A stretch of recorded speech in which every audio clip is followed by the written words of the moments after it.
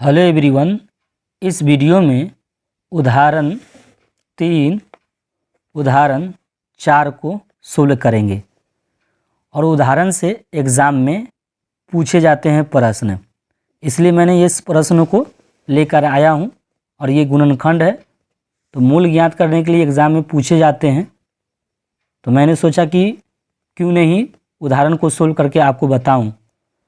तो पहला क्वेश्चन उदाहरण 3 में दिया है कि गुणनखंड द्वारा समीकरण 2x² - 5x + 3 = 0 के मूल ज्ञात करें।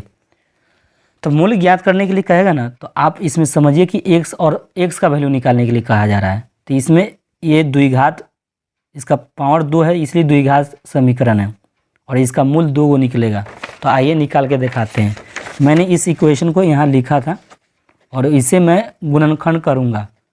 तो गुणनखंड करने के लिए आपको ये 3 टर्म है, 1 टर्म, 2 टर्म, 3 टर्म है, तो इन 3 टर्म को 4 टर्म में कन्वर्ट कर देना है।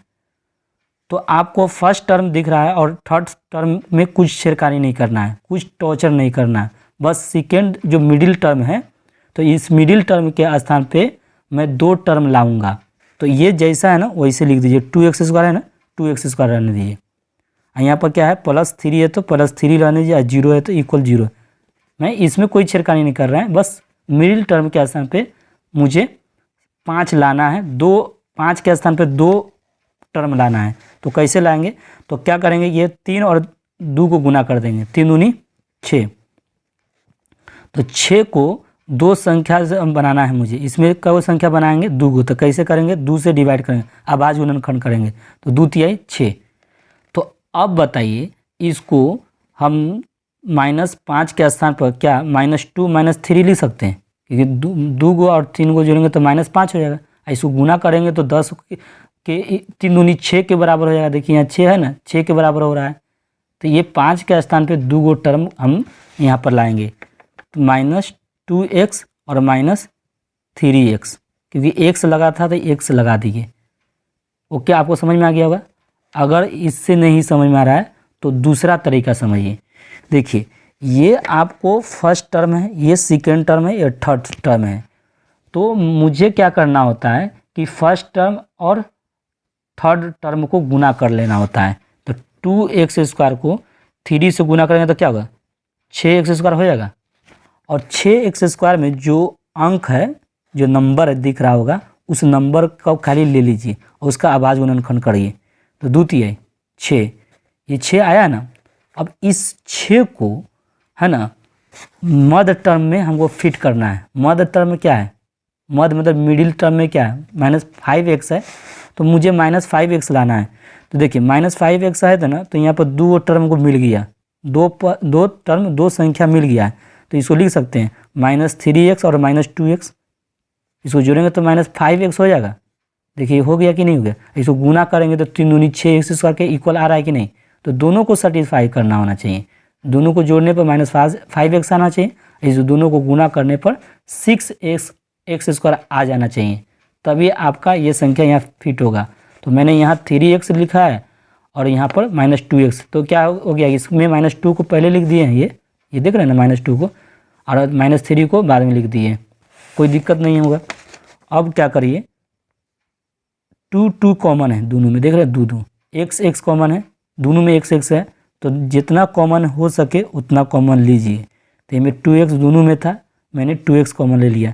इसमें 2x निकल गया तो इसमें x बचा है, ये 2x तो पूरा निकल गया। देखिए यहाँ माइनस है तो माइनस, 1 है तो 1, यहाँ भी 3 कॉमन है, तो 3 कॉमन है तो 3 ले लीजिए। इसमें बच जाएगा। देखिए यहाँ माइनस है तो देखिए माइनस लिख दीजिएगा, यह माइनस था ना, तो माइनस आपको लिख देना होगा। 3 कॉमन है, 3 ले लिए। इसमें बच गया x, इसमें बच गया -1, इक्वल क्या हो जाएगा, 0। x - 1 × x - 1 दोनों में दिख रहा है ना, तो कॉमन बोलते हैं, तो x - 1 कॉमन ले लीजिए। इसमें बच जाएगा क्या, 2x - 3 = 0। यदि x - 1 = 0 लेकर चलेंगे तो x का मान क्या हो जाएगा, 1 हो जाएगा, ठीक है। यदि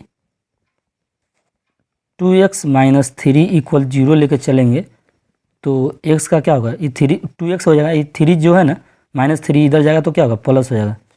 इसलिए x का मान क्या होगा 3/2। बस इतना ही आपको छोड़ देना है और 2 मार्क्स फटाक से ले लेना है। क्वेश्चन 4 को देखें। क्वेश्चन 4 में भी करा है मूल ज्ञात करें। तो यहाँ 6x² है -x -2 = 0 है और इसको गुणनखंड करना है। तो सिंपल सी बात है कि 6 दूनी 12, तो 12 यहाँ पर कर दीजिएगा।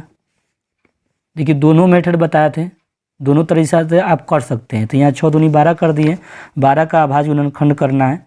तो ऐसा क्यों कर रहे हैं, अभाज्य गुना क्यों कर रहे थे? ऐसा इसलिए कर रहे थे कि ये 3 टर्म है, इसे 4 टर्म में कन्वर्ट करना है। तो मैं 4 टर्म में कन्वर्ट कैसे करूँगा? तो ये करने का तरीका होता है कि ये 2 और यानी C और A को गुना कर दीजिए, 6 दूनी 12, इसका अभाज्य गुणनखंड कर दीजिए। जब अभाज्य गुणनखंड आएगा ना तो उससे 2 संख्या मिल जाएगा। तो 2 संख्या कहाँ फिट होगा ये भी बता देते हैं। तो यहाँ पर नहीं ना, यहाँ पर होगा, ये मिडिल टर्म के स्थान पर होगा। तो पहला अभाज्य गुणनखंड करिए तो 6 होगा, इसका भी करिए तो 3 होगा। तो हमें 2 दूनी 4 एक संख्या मिला है और एक संख्या 3 मिल रहा है। तो 4 में 3 जाएगा तो 1 होगा। तो मगर यहाँ पर माइनस है तो माइनस यहाँ लगा दीजिएगा, प्लस यहाँ लगा दीजिएगा। तो 4x में से 3x जाएगा तो -x हो जाएगा। ये फिट हो जा रहा है x के स्थान पे, मिडिल टर्म के स्थान पे, x के स्थान पे 2 टर्म हमको लाना है। देखिए 2 टर्म ऑलरेडी मैंने यहाँ बना लिया है। तो क्या करते हैं और लिखते हैं 6x² है। अब यहाँ पर क्या करेंगे, 4x है और 3x है। तो मैं यहाँ पर 4x लिख देता हूँ, ठीक है, क्योंकि 4 3 12 होता है और 3x -2 = 0, क्योंकि 4 में से 3 घटाइए तो -x हो जाएगा।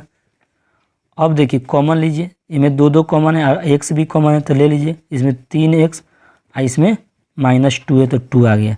इसमें नहीं कुछ कॉमन है तो 1 है तो 1 ले लीजिए। 3x -2 = क्या 0, तो 0 लिख दीजिए।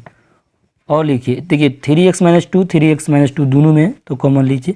3x -2 दोनों में था तो कॉमन ले लिए, इसमें बच गया 2x और इसमें बच गया 1 = 0। अब यदि करके चलिएगा, यदि 3x -2 = 0 तो x का मान क्या होगा, 3x इधर जाएगा तो क्या होगा, प्लस हो जाएगा।